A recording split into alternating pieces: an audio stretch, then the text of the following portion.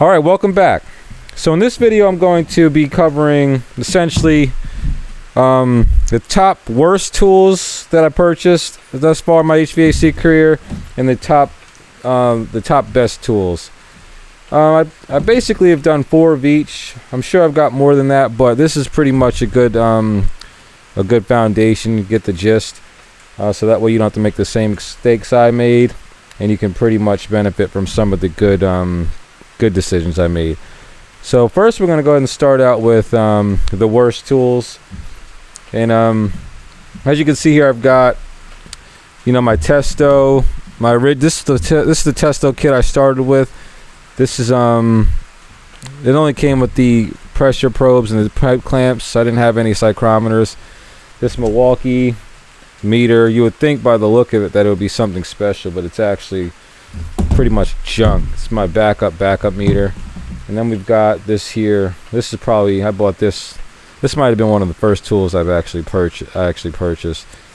So let me go ahead and go through the reason why these tools fall on the top fail list here. And I'm going to go ahead and start off with the Testos here. So this is going to be the first generation, the 549Is, and the I think this is the 115. The 115Is. So essentially, first and foremost, we're going to go ahead and start with the range. And I know this is old technology, and essentially the range has pretty much been improved since then, but just the fact of having only a 15-foot range with wireless probes is pretty ridiculous. They're just essentially, as far as wireless is concerned, they're not really giving me much of a benefit, because you can have a 15-foot cable with no problem. Also, as you can see here, you can see my these pipe clamps have been through a lot. And, as you can see here, I don't know if it's doing any justice. I had to actually wire a switch onto this one, because essentially the internal board, the circuit failed internally on the board, and it was basically had a phantom drain on the battery. So I just wired a switch onto this battery, and that way if I cut it off, it basically breaks the circuit to the battery. So that one failed on me. This one here just recently failed the other day. This is a big flaw of theirs, as a matter of fact, and even they're new. So essentially their newest probes, even with the longer range, the 350-foot range, has the same issue. The stupid cable that comes out of the side here and terminates into the thermistor, that right there is going to be your weak joint. So as you can see, boom, compromised. So that one this one is basically destroyed. Now, don't get me wrong, as you can see, I'm going to keep these tools running, so I might just go ahead and see if I can salvage a thermistor and wire it in there, see if it's calibrated properly, but everything else still works. But those are pretty much garbage. They're just pretty much on their last leg, still riding. These here, they work still. The flaws, the tragic flaw about these compared to the Fieldpiece, which I'm going to show here shortly, is the reason why that's one of my best purchases, is this big protruding button. See how this button here sticks out? So anytime you try to put that in your bag, bang, that's turning on you, no matter what. So these things will die on you. You see how quickly it syncs up to anything within that 15-foot radius. So if you put that in your bag and that just literally taps something in the bag while it's in there, they're going to be dead by the time you go to use them. So the trick that I had done, the trick that I did to kind of remedy that, I would have to unscrew it and literally just have it halfway unscrewed. Sometimes this would fall out. I've actually come close to losing the bottom piece of this thing before, so they're really a nightmare to deal with. I'm not going to lie about it. So we had to pretty much upgrade from those, get our Fieldpiece probe set. Like I said, Testo, I guess, might have been the first. I'm not even sure who's the first to do it, to be honest, but they're the first I've seen with this type of wireless setup, so maybe they were just pretty much growing pains or whatever. But like I said, even the newest generation's got the same button style. Not to mention, if they would have had the button style like the Fieldpiece where you have to hold it down for about 3 to 4 seconds, that would have helped to remedy this issue. But no, you've got to tap it to turn it on, and to turn it off, you've got to hold it down. So it's pretty much, like I say, it's a storage headache when you're trying to stow away the tools. So that's pretty much everything on those, why you're not going to want to invest in anything to do with these Testo probes. We're going to go ahead now to this Milwaukee meter. This wasn't my first meter, but it was my first like really slick meter, what I thought was slick. And I thought it was pretty cool because it had the M12 platform, the M12 battery, which you would have thought, oh, I'll never have to worry about batteries again, seeing how a regular meter only uses maybe a 9-volt, single 9-volt, or even 3 AA batteries or something like that, and you don't have to worry about batteries for like a year straight. But no, this one, even using the M12, like a 2 amp hour 12-volt battery, this thing would actually like, but you might get like a month or two, maybe 2 or 3 months out of it. And it's basically just garbage. I mean, all the rubber started to pretty much fall apart. The jaw self-destructed on me, as you can see. It doesn't close all the way unless I pop it in. And I disassembled it and saw there's a push rod, plastic push rod assembly up through here that just basically broke, failed on me. So these clamp jaws are gone. All the rubber just deteriorated over the time. Not even, like I said, you know, yeah, I use my tools. I mean, I don't baby my tools. I'm not going to lie about it. But this thing actually, you know, started falling apart on me after maybe 2 years use, a year and a half of use. So that's pretty much unacceptable. Like I said, the best thing about it to me was the backlight. I meant the this display here. It's a really nice display. It's really crisp, high resolution. Let me see, matter of fact, let me grab a battery. So yeah, just load it up here. So I've got the M12 battery in there. As you can see, display is really nice. I mean, it makes you feel, you know, really just professional on the job when you're using this. Just makes you feel like you're getting just true readings of whatever you're measuring just because of that display. It's really a psychological thing, but it's not worth it. It's not worth the hassle. It's a really terrible design. They boast on like the ergonomic grip and all this and how it's going to be much safer to use, but essentially, I mean, when you're trying to go to use this in a house, there's no real comfortable way to sit it and be able to look at the display while you're actually taking measurements. So kind of have to, you know, just try to balance it or something. It was just a really, really bad design. It's pretty much probably why they stopped making them. Matter of fact, they do actually have a model similar to this that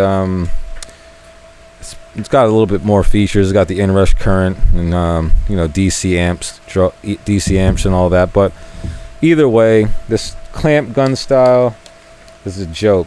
You know, you can't really carry it on you. It's definitely never going to fit in my VETO bag. All right, so we're going to go on to the third tool.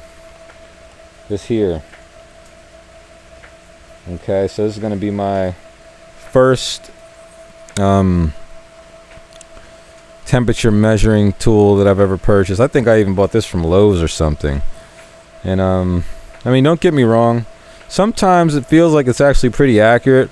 I found myself trying to actually incorporate this in my day-to-day carry a few times, but every time I tried, it's just let me down. The accuracy, you know, just the accuracy, essentially.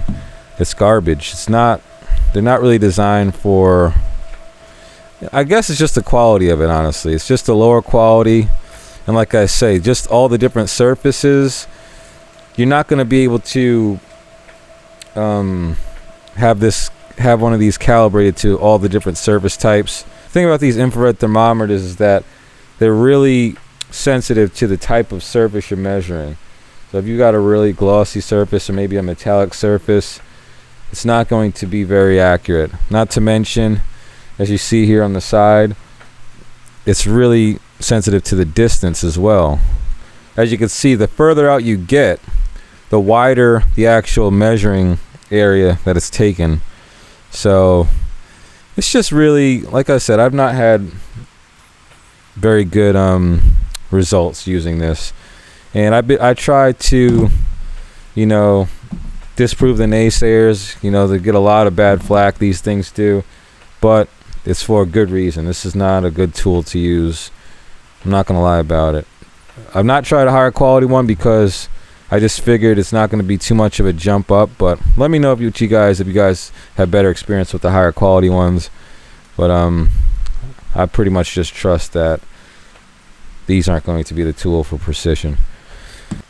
That's pretty much it for the tools that I've regretted purchasing. Now I'm going to go ahead and move on to the best tools, the best tools that I've purchased over the years. Alright, so this is going to be the stock of best tools that I purchased over the years. And honestly, I mean, obviously there's going to be more tools that I use that I like a lot, that I appreciate, but don't want to be all day with the video. This is just going to be the top 4. And I'm going to I actually counted this Fieldpiece set as one. So yeah, I'm just going to go ahead and start off with the Fieldpiece S-Man 480s here. It's digital manifold set. And basically, best thing about this system here is just the sheer versatility. Essentially, I know a lot of guys don't like pulling vacuum through manifold, but in my experience, it's been okay. It's been decent. I'm not sure. Maybe I'm just not having too many issues as far as little micro leaks or whatever, but or I mean, I really don't need it to be that fast. I don't necessarily need a 5-minute vacuum. And I might change my mind here soon. I mean, like I said, I've got a Appion 1/2-inch hose, you know, with you know, the valve core removers and all that. So I have used the thicker hoses to pull vacuum, and yeah, it is pretty impressive, you know, when you remove your Schrader valves and everything, and you can pull a vacuum on a pretty decent sized system in under, you know, 10 minutes. But because of my work style, I pretty much use that time productively anyway. So, and the reason why is because the time saved, not having to take, because I use these manifolds anyway to nitrogen test the system. I've got them already set up. So the first thing I do when I'm pulling down a system is I hook these up, pump it down, then I get nitrogen on it after I do my repair or whatever through this system. And then after nitrogen, put the vacuum on it. Then after the vacuum, I do my essentially startup with the same system. I'm not having to go back and forth and essentially remove hoses and, you know, set up vacuum rigs and things like that. So I save a pretty decent amount of time alone just using this. And I don't really use this for service. I used to use a little bit, but now that I've got my Fieldpiece wireless probe set, I use this pretty much for doing repairs, equipment repairs and commissioning, things like that. So like I said, it's very versatile. They're very reliable. I love the Wi-Fi. I like the fact that the vacuum gauge as well is wireless as well. So the internal vacuum gauge, you can pretty much sync it with your phone with the Fieldpiece app, and you'll be able to essentially get about 300-foot range and monitor your vacuum from wherever you're at, you know, remote to that system. So really powerful. It's got a nice internal tightness test, which is a temperature compensated leak check. You know, you can sync all your probes. You can look at your wet bulb, dry bulb, sync your temperature clamps to it, sync your psychrometers. I mean, it's just a really super powerful system.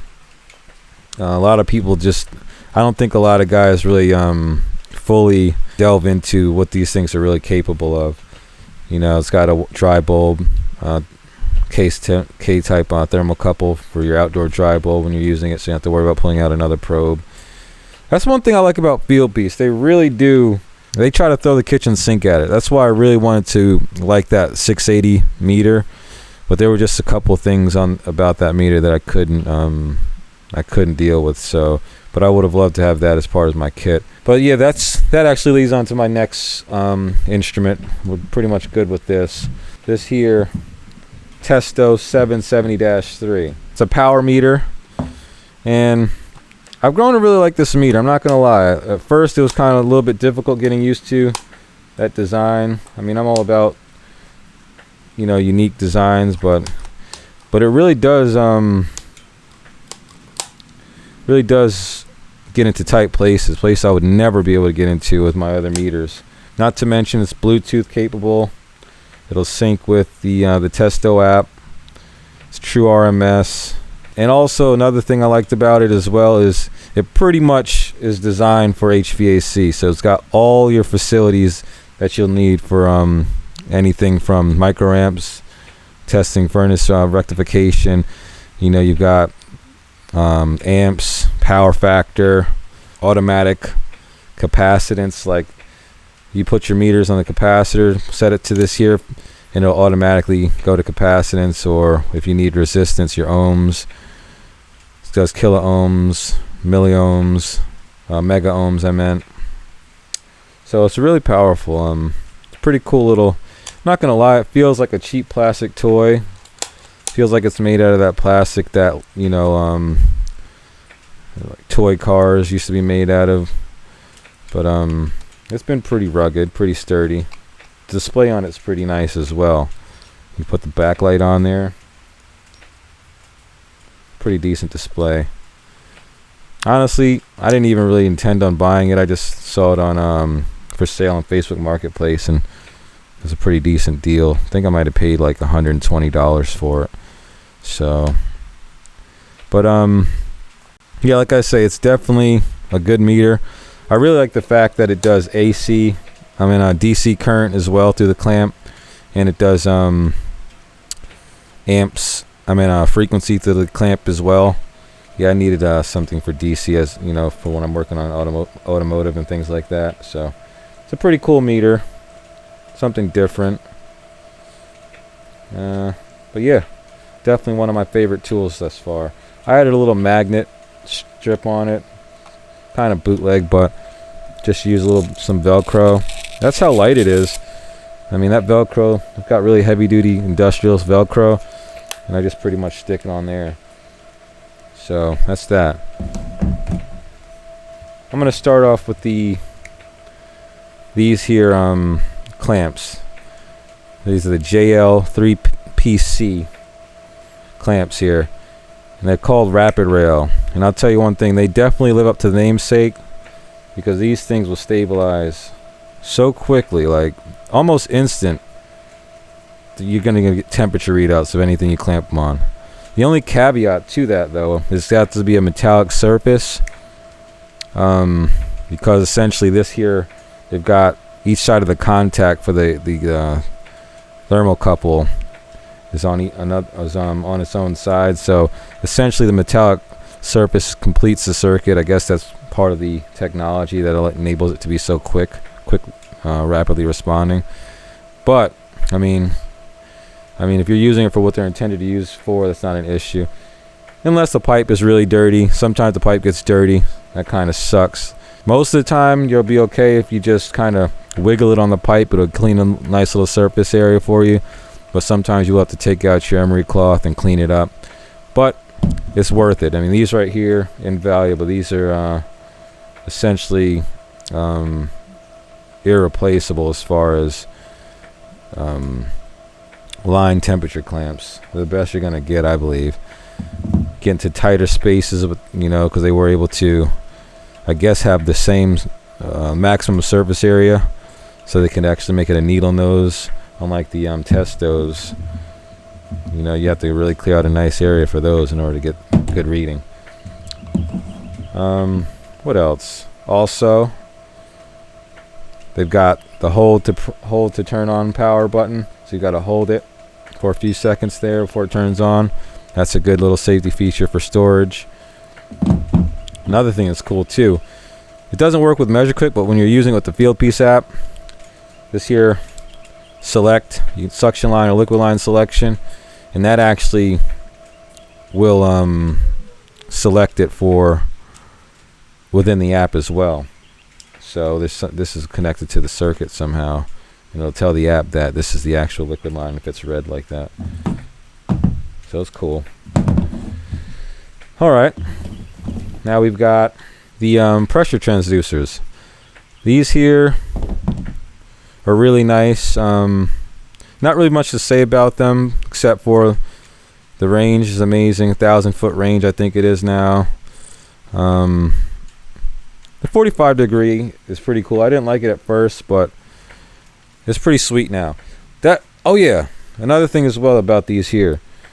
They've got the O-rings in them. They're not the Teflon style O-rings that the Testos use.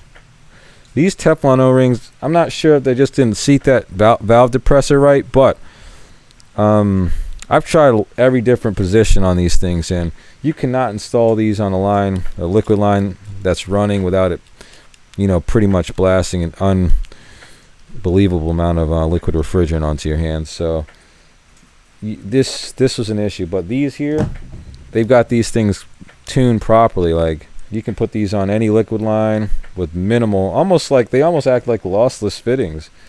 So I don't even really have to use my lossless fittings with these. I don't use them actually at all unless I'm charging the system. With these here, I had lossless fittings on 24/7 because they just always blasted me with refrigerant, burnt my hands many times. So that's the thing about these that I like most, actually. Other than that, the range, the gaskets, that's about it. Then we've got the psychrometers. I've got plenty of these psychrometers, but I'm just covering this as a set because this is how it came in the set. Actually, it came with 3. But yeah, these psychrometers are amazing. Essentially, these are the JL3RH, and pretty much the same. You can select your return supply. That's selectable, and the software will recognize based on what you select. These magnets are pretty sweet, very, very strong magnets. Also, I mean, they're just good. They're just durable. I don't know. You get your wet bulb, your humidity, dry bulb, pretty much all the readouts you'll ever need for testing and measurement. So I really like them. Pretty decent. I think that's going to be like a 1/4 inch head there. So they're good. They've been good to me thus far. So this kit is going to be definitely one of my top 5 purchases so far. All right, on to the next. Last but not least is my Vatti Tech MC Bag. This right here is probably, I'd say, the best thing I've purchased thus far in my career. And I'm not gonna lie, when I first started, you would have never been able to convince me to spend probably $160 on a bag. I would have said, you know what, no, I'm gonna put that toward a tool. I'm gonna put that towards something that's gonna give me some results. But this right here is going to be your foundation. So essentially, it pays for itself. Like, this will help you to keep your tools. A bag like this is going to help you to maintain your tools better, be more efficient, more clear-minded. Essentially, it's just more, you're just going to have a much better experience working with a proper bag. I mean, I'll tell you, the bag I used to use was just a cheap bag from Home Depot. Matter of fact, my small bag was just like a drill bag. I'm not going to lie about it. And I just had little basically trash tools in there. So that goes to show like my mentality at that point. But I had a really big it was just a really big tool bag. I mean, I still have it. I don't want to pull it out. But essentially, this right here, just the fact of how it organizes and just allows you to put all your tools in an organized, neat fashion. it's just like I said, it's going to be the backbone to all your equipment. So you probably want to start off with a nice bag, and then, you know, build the tools around that.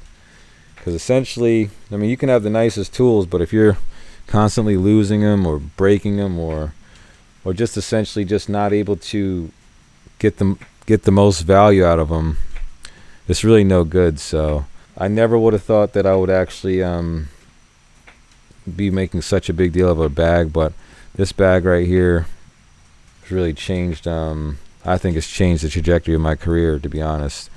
So we're gonna go ahead and end it on that. I think that's pretty much it. So yeah, I will be doing a 1-year review on this bag, matter of fact, anyway, shortly. So I don't really have much to say about it, but you get the gist. It's just important to have a good quality bag in order to maintain your tools properly, in order to just carry out your duties as a technician. So let me know what you think. Let me know what tools that you have that whenever you use them, you essentially just it just makes you feel like you've got, you know, really good value, or whenever you use them, you're feeling like you wish you would have just never purchased it. All right, so I think that's it for today. Thanks for watching, and we'll see you on the next one. All right, bye now.